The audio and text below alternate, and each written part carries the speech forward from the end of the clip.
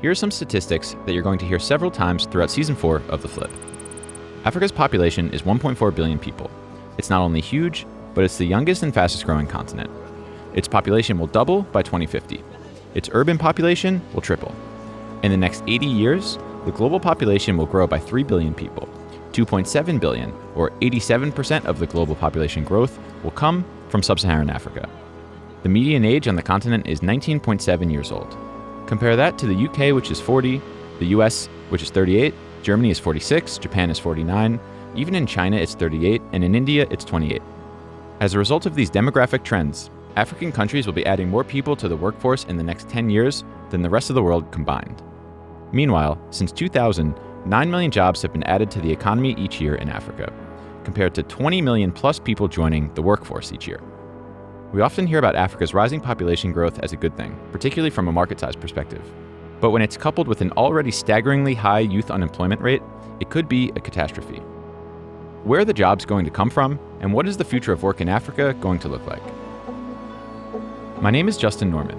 I'm the founder and host of The Flip, and I'm excited to announce the launch of Season 4 of the show, commencing February 16th. All this season, we're going to be exploring the future of work in Africa, and we've got an esteemed roster of guests guiding us through our journey of exploration. Founders like Fred Swaniker of the African Leadership Group.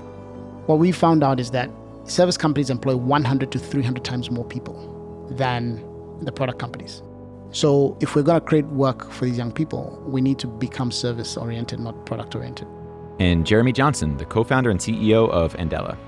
There are lots of little components of the hiring process that, in totality, make international hiring much more complicated. But if you do it well, it's a game changer. We'll talk to Hilda Kapushenga Kraga, the CEO of the African Talent Company. We still have huge gaps across the bread and butter of work, and that is education, healthcare, agriculture. Now, when I think about where the jobs are going to come from, I think fundamentally it's going to be those bread and butter roles in society. And the development economist, Louise Fox. The first thing I would say is that the challenge Africa is facing is not unprecedented.